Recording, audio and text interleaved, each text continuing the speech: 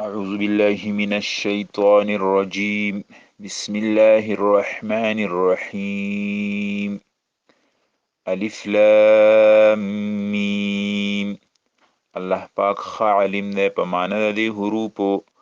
ذالک الکتاب، دا کتاب چې ده لا ریب نشته شک فيه پدې کې هدن هدایت ده للمتقین د پاره د پرهیزګارانو د پاره د متقیانو. الذین هغه کسان یؤمنون چې ایمان راوړي بالغیب په غیب باندې ویقیمون الصلاة او قائمي منس ومما او د هغه سنا رزقناهم چې ورکړي موږ دیتا ينفقون خرج کوي.